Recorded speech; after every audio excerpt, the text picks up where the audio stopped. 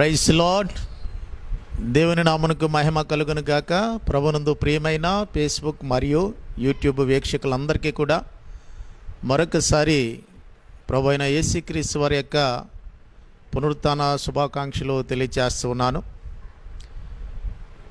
Easter అనేది చాలా ప్రాముఖ్యమైనది క్రైస్తవులలో. ద లైఫ్ ఆఫ్ జీసస్ క్రైస్ట్లో క్రీస్తు జనన మరణ పునరుత్థానమైనది చాలా ప్రాముఖ్యమైన ఘట్టాలు. జననం అనగా క్రిస్మస్ అని అంటాం, మరణం అనగా గుడ్ ఫ్రైడే అని అంటాం, అలాగే పునరుత్థానం అనగా ఈస్టర్ రెజరెక్షన్ అని చెప్తూ ఉంటాం. ప్రభు అయిన యేసుక్రీస్తు వారు ఆయన కలవరి శిలువలో ఆయన చనిపోయినప్పుడు ఉదయం 6 గంటలకి తీర్పు అయింది, 9 గంటలకి సిలువేశారు. అలాగే సాయంకాలము 6 గంటలకి ఆయనను అరిమతి అయినటువంటి యోసేపు యొక్క ధనవంతుని యొక్క సమాధిలో ఆయన పెట్టి రోమా గవర్నమెంట్ ఆజ్ఞల ప్రకారం ఒక రాయిని అడ్డుగా పెట్టి సీలు వేసినట్లుగా మనం చూస్తూ ఉన్నాం. అలాగే ఆ కుడి ఎడం ప్రక్కన కూడా సమాధి దగ్గర మరి 2 సైనికులను కూడా కావల ఉంచినట్లుగా కూడా మనం చూస్తూ ఉన్నాం. దేవుని యొక్క మహాకృపను బట్టి ప్రభువైన యేసుక్రీస్తు వారు ఆయన చెప్పినట్టుగానే ఆయన 3వ దినాన్ని లేస్తానని ఆయన ఏ విధంగా చెప్పి ఉన్నారో శుక్రవారం సిలివేశారు, శనివారము అలాగే నైట్ అంతా కూడా ఆయన సమాధిలో ఉన్నారు. అలాగే ఆదివారము ఉదయాన్నే తెల్లవారుజామున ఆయన తిరిగి లేచినట్లుగా మనం చూస్తూ ఉన్నాం. ప్రభువైన యేసుక్రీస్తు వారు తిరిగి లేచిన తర్వాత ఈ లోకంలో అనేక మందికి 40 రోజులు తన ప్రత్యక్షతను కనపరిచినట్లుగా కూడా లేఖనము మనకు తెలియజేస్తూ ఉంది. ప్రభువైన యేసుక్రీస్తు వారే ఆయన సమాధిని గెలిచి అడ్డుగా ఉన్నటువంటి రాయిను పొర్లించి ఉంచినట్లుగా మ్యాక్డోవెల్ అనేటువంటి ఒక భక్తుడు తెలియచేస్తూ ఉన్నాడు. అంటే యేసయ్య తిరిగి లేచాడనేటువంటి విషయాన్ని ప్రపంచ ప్రజలు ఇక్కడికి వచ్చి సమాధానానికి వెళ్ళి తెలుసుకుని వారి దేవుణ్ణి సొంత రక్షకునిగా అంగీకరించడం ద్వారా పరలోక రాజ్యంలో వారికి గొప్ప భాగ్యం కలుగుతుందని. ఈరోజు ఇశ్రాయేలు ప్రపంచ దేశాలన్నిటిలో సంపన్న దేశం ఎందుకయింది అని చాలామంది అడుగుతూ ఉన్నారు. ఎందుకంటే ప్రపంచ దేశాల నుంచి యేసయ్య సమాధిని చూడడానికి, అక్కడ యేసయ్య 33.5 సంవత్సరాలు ఏ విధంగా ఆయన కాలినడకన సంచారం చేశారో జీవించారో ఈ విషయాలన్నీ కూడా తెలుసుకుంటూ ఉన్నారు ప్రపంచ ప్రజలందరూ కూడా. మరి అందుని బట్టి ఆ దేశము గొప్ప సంపన్న దేశంగా ఉన్నట్లుగా మనం చూస్తున్నాం. ప్రభువైన యేసుక్రీస్తు వారి యొక్క పునరుత్థానము చాలా ప్రాముఖ్యమైనది. అది నేను లోక రాసిన సువార్త 24వ అధ్యాయం 5వ వచనంలో ఈ విధంగా చెప్తున్నాడు. వీరు సజీవుడైన వారిని మీరు ఎందుకు మృతులలో వెతుకుచున్నారు? ఆయన ఇక్కడ లేడు, ఆయన లేచున్నాడు. ఆయన ఇంకా గలీలీలో ఉండి మరి అనేక మందికి కనబడుతున్నాడు అనే కూడా విషయాన్ని కూడా దేవుని వాక్యం మనకు తెలియజేస్తూ ఉంది. ప్రభువైన యేసుక్రీస్తు వారు ఆయన తిరిగి లేచున్నారు.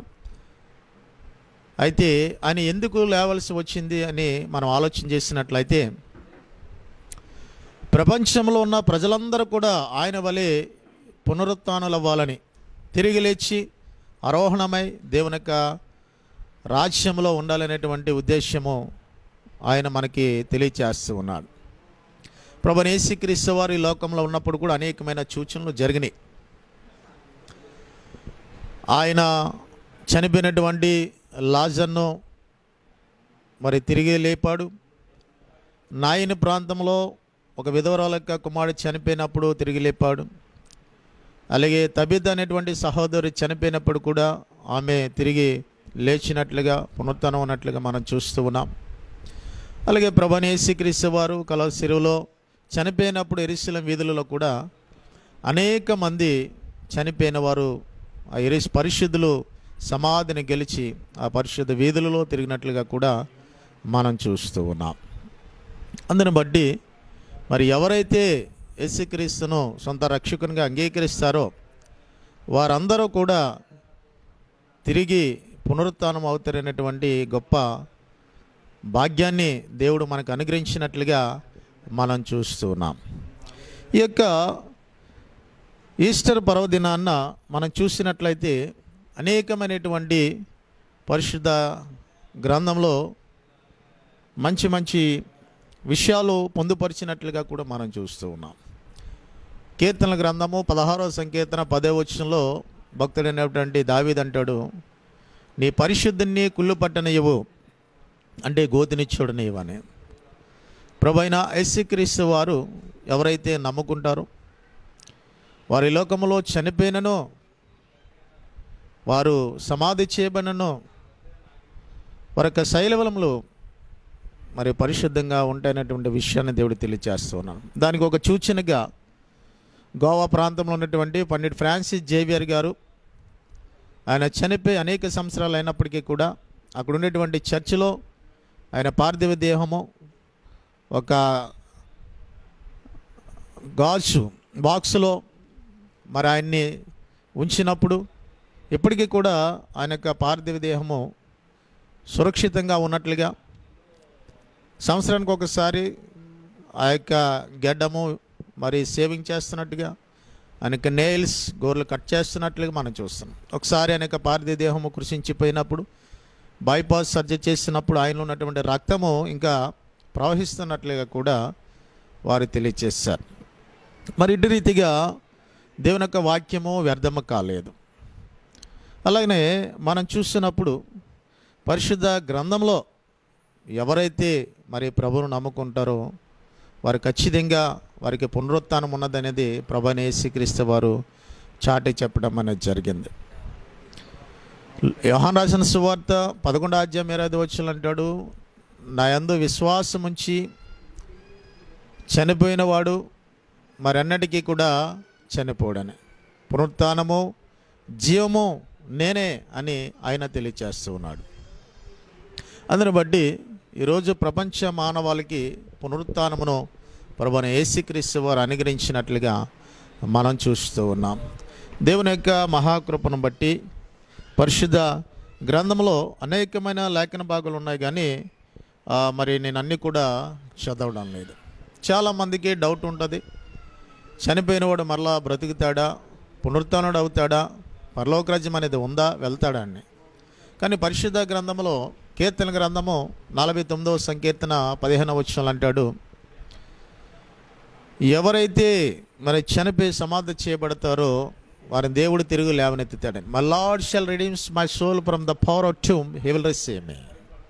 భక్తుడు అంటున్నాడు, సమాధి నుండి దేవుడు నన్ను లేవనెత్తుతాడు, నన్ను గెలిపిస్తాడు, ఆయన ఖచ్చితంగా నన్ను చేర్చుకుంటాడని ఆ భక్తుడు తెలియజేస్తూ ఉన్నాడు. ఒక విషయాన్ని చెప్తాను, దేవుడు సృష్టించినటువంటి ఈ యొక్క పక్షాదిలో ఫినిక్స్ బర్డ్ అనేది చాలా ప్రత్యేకమైన పక్షి కనబడుతూ ఉంది. దాని యొక్క నివాసము ఇంగ్లాండ్ మరియు ఐగుప్తు దేశంలో కనబడుతూ ఉంటుంది. ఆ ఫినిక్స్ బర్డ్ 500 సంవత్సరాలు జీవించి అది ఆ విధంగా మరలా అరణ్యంలోకి వెళ్ళి కట్టెలు తెచ్చి మంట పుట్టించి గనగన మండుచున్నటువంటి ఆ మంటలోనికి దూకి అది చనిపోయి బూడిదైపోయి కొద్ది దినాలకి ఆ బూడిద ముద్దగా అయిన తర్వాత ఆ ముద్దలోంచి మరొక చిన్న పక్షి పిల్ల రెపరెపలాడుతూ మరి సజీవంగా బయటికి ఎగురుకుంటూ వస్తుంది. ఎంత ఆశ్చర్యంగా ఉంది.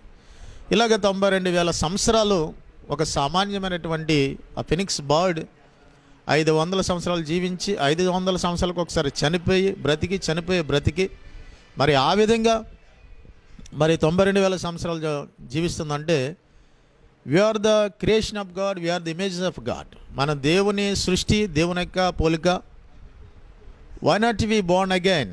ఎందుకు మనము మరలా తిరిగి జన్మించలేము?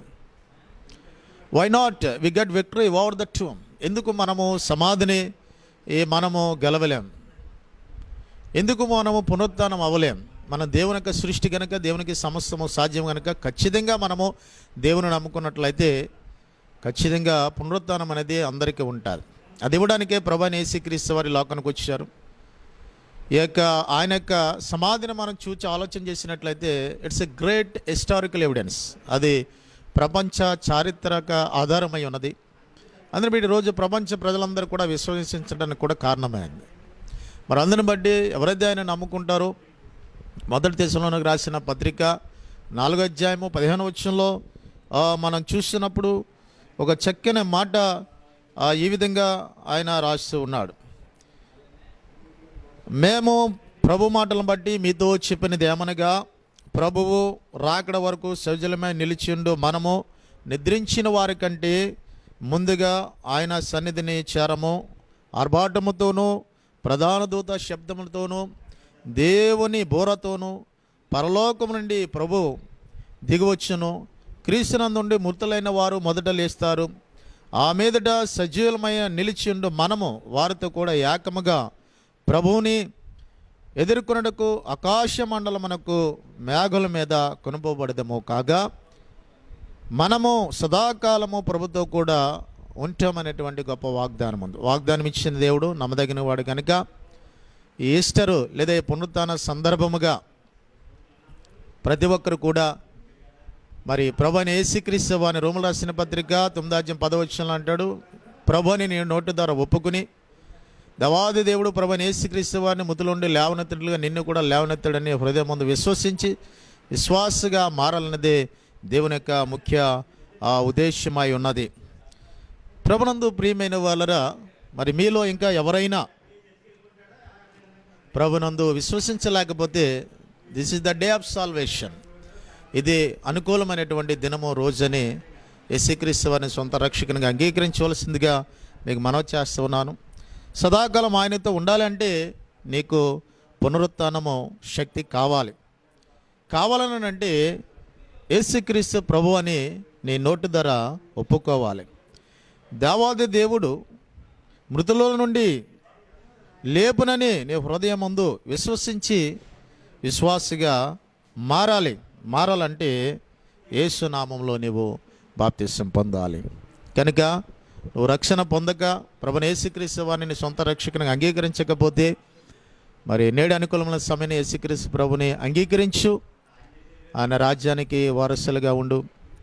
ఒకవేళ సహోదరుడా మీరు విశ్వాసులుగా ఉన్నారా? అయితే ఆయన రాకడ వరకు పరిశుద్ధంగా జీవిస్తూ ఆయన చిత్తానుసారంగా జీవిస్తూ మన వరకు నమ్మకంగా ఉంటూ మరి ఆయన రాకడలో ఖచ్చితంగా పునరుత్థానమైనటువంటి శక్తి దేవుడు నీకు అనుగ్రహిస్తూ ఉంటాడు. అట్టి గొప్ప భాగ్యము మీరందరికీ కూడా కలగాలని ప్రభుని నేను ప్రార్థన చేస్తూ ఈ మాటలు ముగిస్తున్నాను. దేవుడు మిమ్మల్ని దీవించి ఆశీర్వదించిన గాక. చిన్న ప్రార్థన. పరిశుద్ధుడ ప్రేమగల మా తండ్రి, ఈ మాటలు విన్న ప్రజలందరికీ కూడా ఆత్మీయ సత్యాలు గ్రహించడానికి, ఆ మాటల ద్వారా వారు ఆదరణ పొందడానికి, రక్షణ లేని ఒక రక్షింపబడిన బిడ్డల ఆధ్యాత్మిక ప్రార్థన భక్తి జీవితంలో ముందు కొనసాగడానికి నీ ఆత్మ నింపుదలకు ఆపుదల నడిపింపు సదా నీ బిడ్డలకు అనుగ్రహించమని యేసు శ్రేష్టమైన నామున అడిగి వేడుకుంటున్నాం పరమ తండ్రి, ఆమె.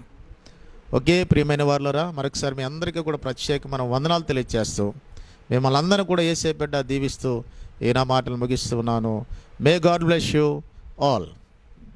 Thank you.